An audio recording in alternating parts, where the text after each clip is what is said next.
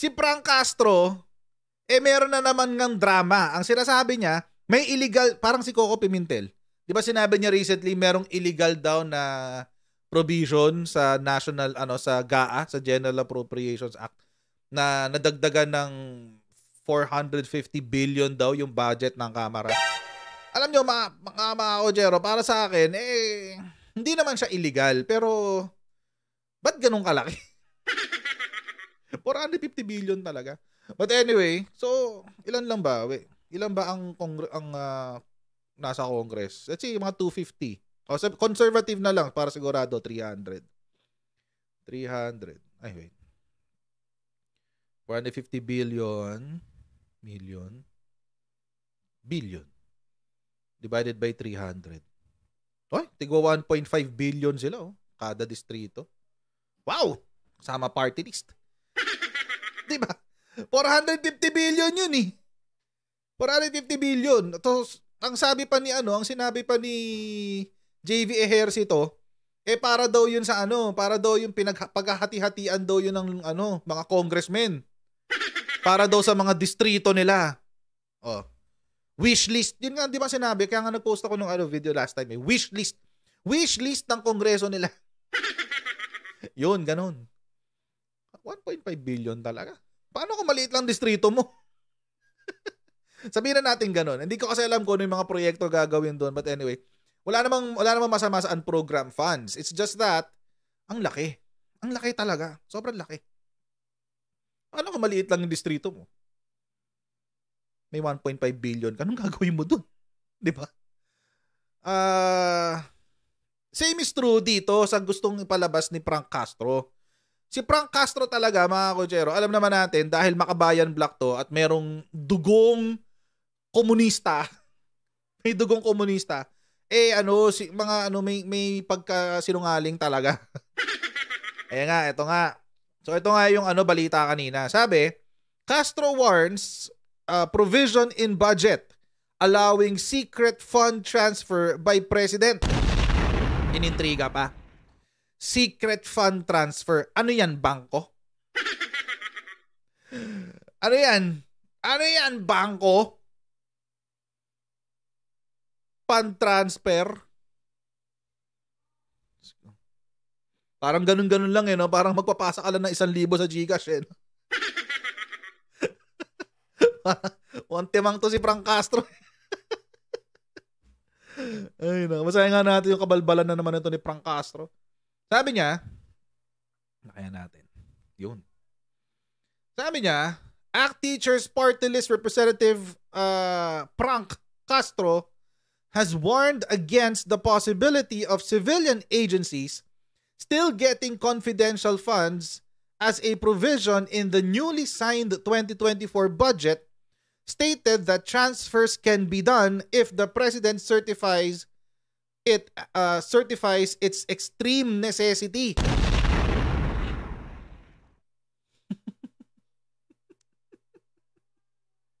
Obsessed to, no? Frank Castro, obsessed ka ba sa confidential funds? Ilan na yung naka-file na petition sa Supreme Court? 3 na yung naka-file na petition sa Supreme Court. Meron pang isang decided case. Mamaya pag-uusapan natin decided case na yan. Lahat yun nagre-revolve sa confidential funds.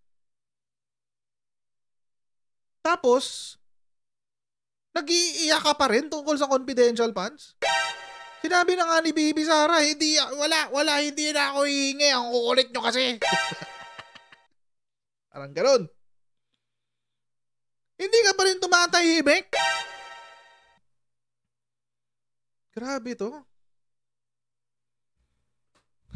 Sabi, Castro, just minutes after President Ferdinand Marcos Jr. signed the 2024 GAA into law, mentioned a supposed provision for the contingent funds which gives the chief executive the power to decide which civilian agencies can get the confidential funds. What's new? Walang bago dyan.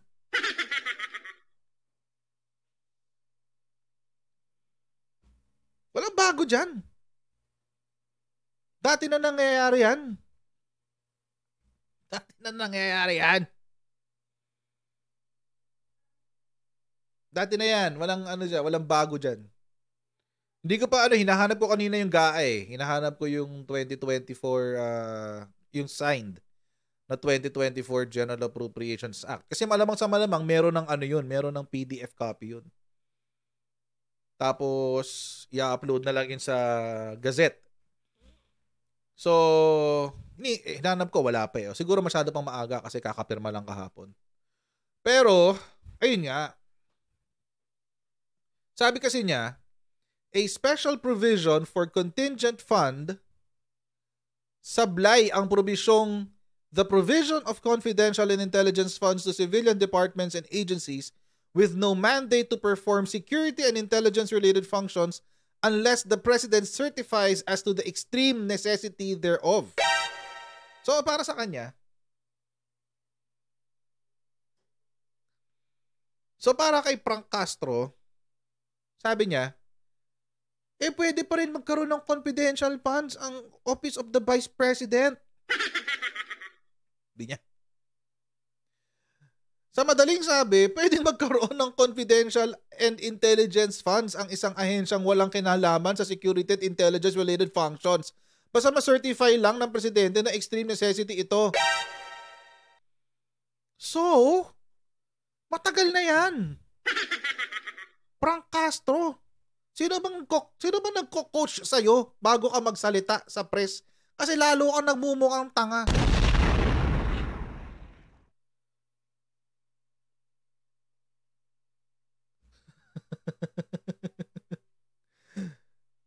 Lalo ka namumukhang eng-eng Frank Castro. May decided case na yan. Baka sabihin nyo, unconstitutional yan. Unang-una, paano ka nag-arrive sa secret fund transfer? Paano mo nasabi na secret fund transfer? Na ano yan?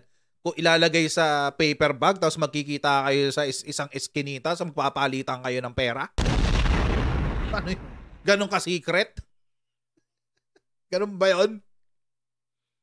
Parang ginagawa ng mga Chinese pag pumapasok sa Pilipinas, espasol, pastillas. Sir, bakit wala ka sa Christmas party sa Malacanang? Kasi hindi ako connected sa Malacanang. Ano sabi ulit nila? Bayaran daw ako ng ng Marcos admin, tapos bayaran daw ako ni TP, bayaran daw ako ni kung ano-ano. The evidence speaks for itself. Anyway. Ay, nako. So, yan. Lalo ko nagmumukhang tanga dito. Anong secret transaction? Parang ano yan? Parang CIA? Parang spy? Parang spy ang drama. Anong secret fund transfer? Bago ka makapag-fund transfer, kailangan mo ng approval ng presidente. Kailangan mo ng approval ng Department of Budget and Management. Kailangan mo ng approval ng ahensya. Paano naging secret?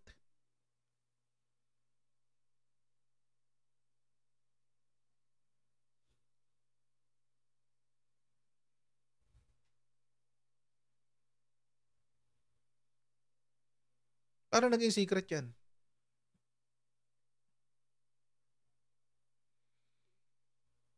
Balikan natin ha. Ilang beses ko na pinapakita to. Pero pinapaulit-ulit nila nila Frank Castro eh. Pero kaya ulit-ulitin ko rin. Papakita ko lang ha. Kasi saan daw kukunin? Contingent fund. Contingent fund. Okay? Contingent fund. Kung maalala nyo, teka, hindi ko na ilagay pala dito. Kaya gigil na gigil yan si Frank Castro na yan. Kasi, wait lang ha. Kulang yung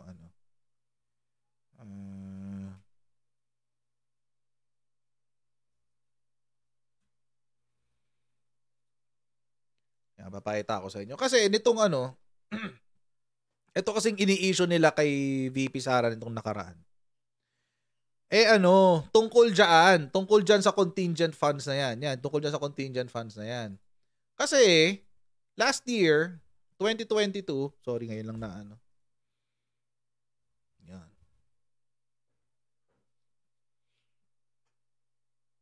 Ito kasi, sabi, Office of the Executive Secretary cites legal basis in releasing 221.424 million confidential fund for VP Duterte's office.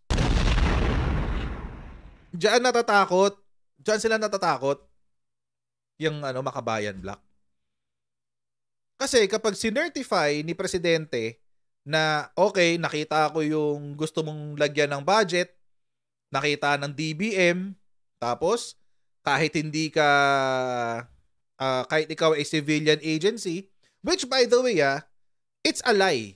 Kasi nungalingan po yung sinasabi nila Frank Castro na hindi pwedeng bigyan ng intelligence, ng confidential funds ang civilian departments. That's a lie. Kung pupuntahan nyo po yung DBM Circular 2015, nakasulat ho doon na pwedeng makakuha ng confidential funds, hindi intelligence confidential funds ang civilian agencies kapag sila ay may mga proyekto na related sa security.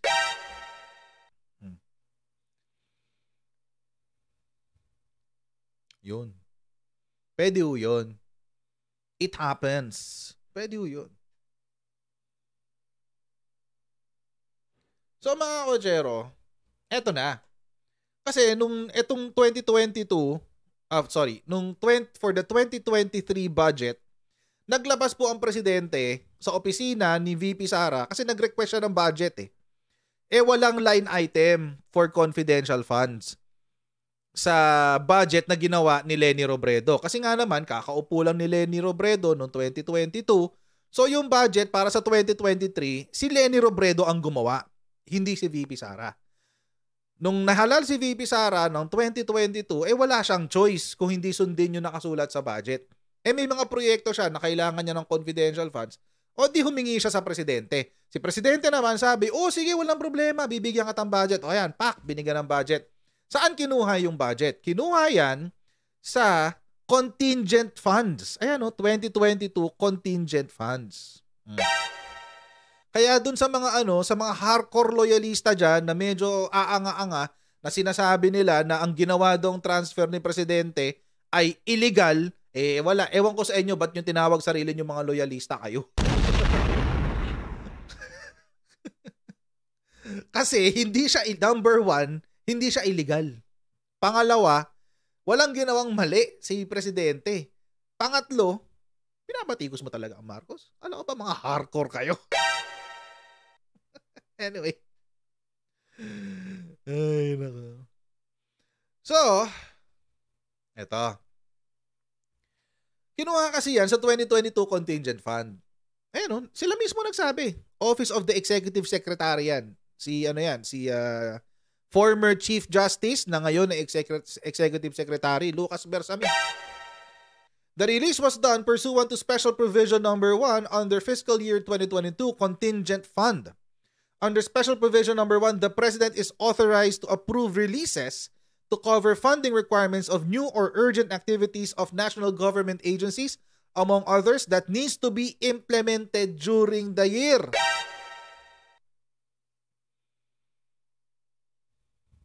So, ibig sabihin, mga kotsero, ano yung pinagbasihan? Yung special provision na nakasulat sa contingent fund. Yan. Nakasulat kasi doon, ang sabi, kapag merong new or urgent programs na kailangan pondohan at naisip ng presidente na okay, pwede nga kailangan pondohan to. O di, bigyan ng pondo yan. Bigyan ng pondo yan. Nung humingi si VP Sara, sabi ni presidente, sige, bigyan ng pondo yan. O di nabigyan ng pondo. So, yun. Kaya gigil na gigil ngayon si Frank Castro dyan sa special provision na yan. Tingnan niyo yung pinanggigigilan niya. Special provision. Asan na yun? Nakaya nga natin. Ayan Sa special provision for contingent fund, di ba iisa lang? O special provision din to ng contingent fund. See? Doon siya nanggigigil. Kasi alam nilang lahat na si presidente ay merong kakayahan at merong karapatan. By the way, that's constitutional Mamaya papakita ko sa inyo yung legal basis. Meron siyang karapatan na magbigay ng pondo sa mga bago at urgent na programa, proyekto at kung ano-ano pa. Yun. Pwede yun. Pakita ko sa inyo Paulit-ulit ko na nga kinukwento to. Di ko na nga binubura to sa computer ko Kasi tuwing pinag-uusapan yung confidential funds, nilalabas ko to Tapos sabi sa akin ng misis ko, sabi niya, love, kapag ikaw mayroon topic, ulit-ulitin mo. Pag may sinasabi ka, wag mo isipin na one time mo lang sabihin, okay na. Minsan kasi hindi na, syempre yung nanood sa'yo kahapon, di rin naman manonood sa'yo bukas. May make sense nga naman. O di ganito. Ito, papakita ko ulit. Ito, mga kotsero, ang pangalan niya, GR number 210503. Ano yan? Ano yan, GR number 210503? Nung panahon ni Panot Aquino, si Greco Belhica, ayan Greco Antonius Beda B. Belhica, ay hinabla ang opisina ng presidente na noon ay si Panot Aquino. So, ano nangyari? Ang sabi sa Belhica case, ang una niyang binira yung PDAF tsaka yung DAP. Di ba? PDAF tsaka DAP. Alam ko naman na alam niyo na rin na ang desisyon diyan unconstitutional ang PDAF at DAP. So panalo ang yung mga petitioners laban doon. Happy. Okay. Ngayon, mga kotsero, hindi pa sila doon natuwa. Anong sinunod nila? Sinunod naman nila, ito, yung unprogrammed fund, contingent fund, at e-government fund. Meron pa pala. Local Government Support Fund. 4 na pondo yan. Sabi nila, illegal din yan. Parang PDAF lang yan at DAP. Yan ang sabi ni Belhica. Belhica yan. Ayan, baka kasi inisip niya, nagjo-joke ako Hindi yan joke. Si Belhica talaga yan. Greco Belhica yan. Partly granted daw. Unconstitutional daw yung PDAF at saka yung DAP. Okay. Ngayon, sa same decision na to, noong 2013, kinontra ni Greco Belhica yung decision ng Supreme Court. Nag-motion for reconsideration siguro siya. Tapos ang sabi niya, Supreme Court kulang. Dapat sinama nyo pati yung contingent fund, e-government fund, local government support fund, tsaka unprogrammed fund. Okay. So ito ngayon yung sagot ng Supreme Court doon sa, siguro motion for reconsideration to or something. Basta kasi sumagot ang Supreme Court So, sumagot ngayon ng Supreme Court doon sa motion for reconsideration. Pero late na, ang tagal 2019 lang tong decision. Tagal na, no? So, yun. Yung unang decision, 2014. Itong second decision, 2019. So, ngayon, dito, ang nirereklamo, yung contingent fund, local government support fund, e-government fund, tsaka unprogrammed fund. Puntahan ngayon natin yung kay contingent fund. Rumekta na tayo doon kasi ito yung issues. Ayan, Yan yung issue niya. Okay. Kailangan talaga to. Sa lahat ng decision, makikita nyo tong issues. Yung issues, ibig sabihin lang yan, ano yung kino-question? Yun lang yun. So, eto ngayon. Punta tayo dun sa contingent funds. Ang sinabi kasi ni Greco Belhica, Supreme Court, unconstitutional din yung contingent fund. Labag yan sa konstitusyon, yung contingent funds. Kasi una, walang line item yan. Una. Tsaka hindi nakasulat sa sinabi ng Kongreso kung hindi naka-indicate doon sa GAA o sa General Appropriations Act kung para saan gagastusin yung contingent fund. So ano yan? Illegal din yan. Hindi yan constitutional. Yan din ang sinasabi ngayon nila Frank Castro. Asan na ba yung contingent fund? Wait. Contingent. So, yun din ang sinasabi ngayon nila Frank Castro. Sabi nila, illegal din yan kasi, tawag dito, kasi wala namang line item dyan eh. Hindi naman inaprubahan yan ng Kongreso. So, ibig sabihin, walang budget dapat na ilagak dyan kasi hindi dumaan yan sa mga mata namin. Parang ganun. Yan sabi niya. Ganun din yung sinabi ni Greco Bellica. Anong sinagot sa kanya ng Supreme Court? Petitioner claims that wait, huwag na tayo dyan kasi mahaba yan. Kinuwento ko na sa inyo yan. Ito ngayon ang sinabi ng Supreme Court sa kanya. The court agrees with the respondents. Siyempre sinabi ng respondents sila Office of the President nung panahon ni Panot. Hindi, legal yan. Ano yan? Ganyan. Whatever their reason is. Ito naman, nakasulat naman yung reason sa taas. Ayan. Ano sinabi ng Supreme Court? Ang sabi, hindi. Mali ka, Greco. Tama yung respondents. Tama yung mga kinasuhan mo. Yung sagot ng kinasuhan mo. Bakit daw? Ang sabi, the untenability of petitioner stance that the contingencies that may be funded by the contingent fund must be identified is self-evident. The purpose of contingent fund is precisely to cover the funding requirements of new or urgent projects that need to be implemented during the year. Sa Tagalog, ang sinabi ng Supreme Court, mali ka, Greco Bellica. Kasi, yung sinasabi mo na dapat yung mga popondohan sa susunod na taon ay dapat alam na ng Kongreso. Yun nga ang punto nun. Hindi mo malalaman ang mangyayari sa future, Greco. Yun ang sinabi niya. Hindi mo malalaman ang mangyayari sa future. Kaya andyan ang contingent fund.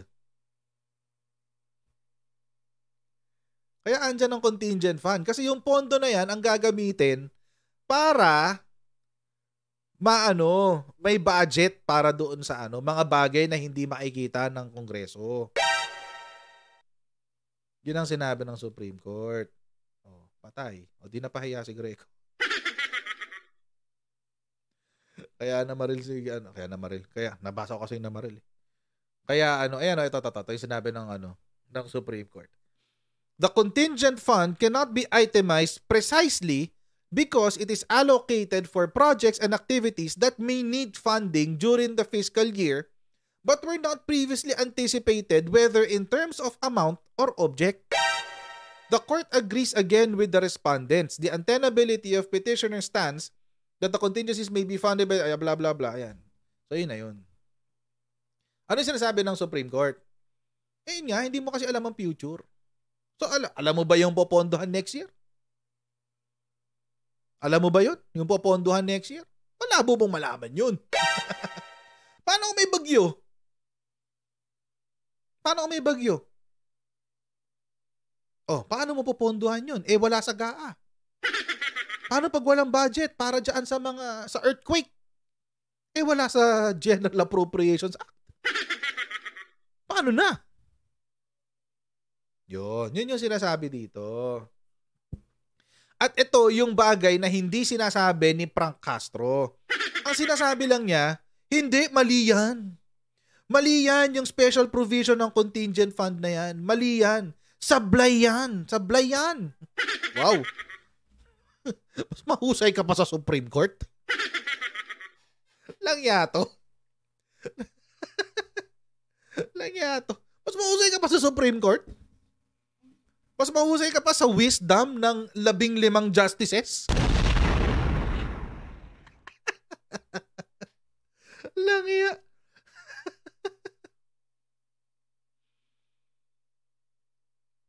Paano? Ito. Maganda to example ni Renny. Yung nangyari sa COVID response noon, sa contingency fund, kinuha yung budget papuntang DOH. Exactly. Kasi wala namang nakaalam na magkakaroon pala ng COVID sa 2020. So ano yung ginamit nila? Pambili ng mga vaccine, pambili ng kung ano-ano, panggastos sa kung ano-ano. O di kinuha nila sa contingent fund ng presidente.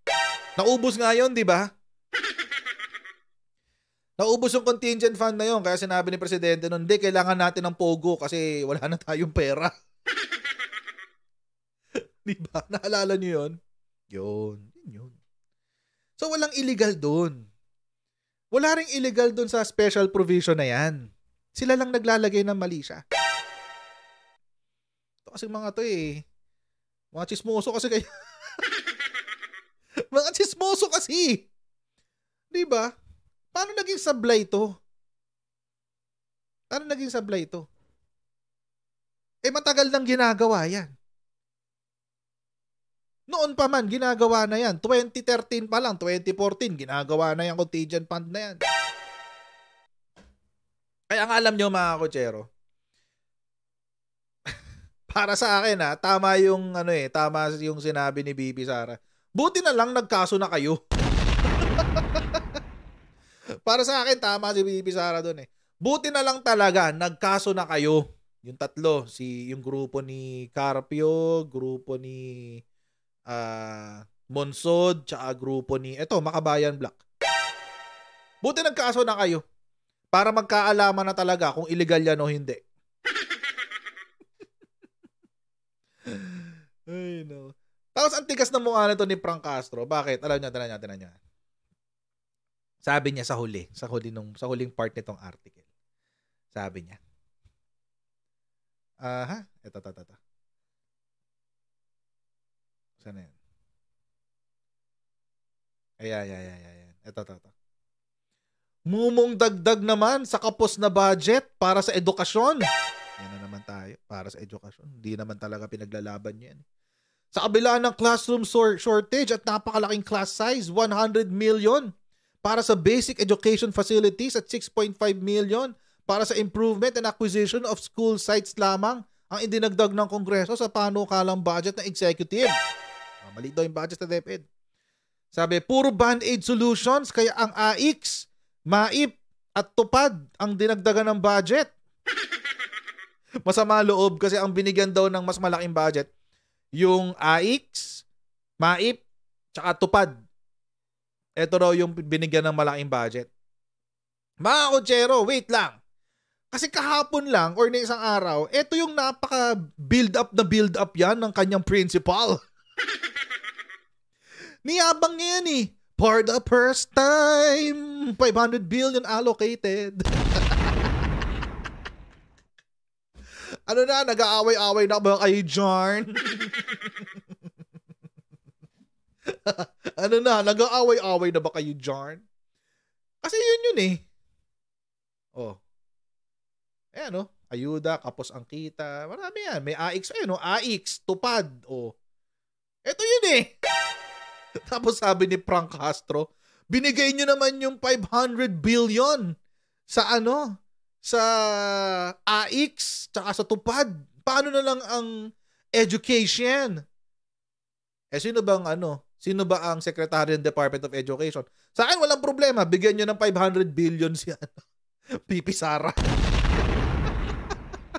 Okay sa'yo yon, Frank? Okay sa'yo yon? Binatikos yung sariling principal niya 500 billion. Yung for the first time budget. Ayan. Siya nagsabi niya for the first time. Laki-laki daw ng binigay nilang budget para sa AIX, para sa TUPAD. Laki-laki ng budget na binigay namin para dyan for the first time. Tapos sabi ni Franz Castro, inubos niyo yung budget para sa AIX tsaka sa TUPAD. Magkano nga kayo? May chat group ba kayo? Baka may GC. Check mo. Frank, wag mo i-mute ang GC, okay? Wag mo i-mute ang GC kasi hindi ka ma-update.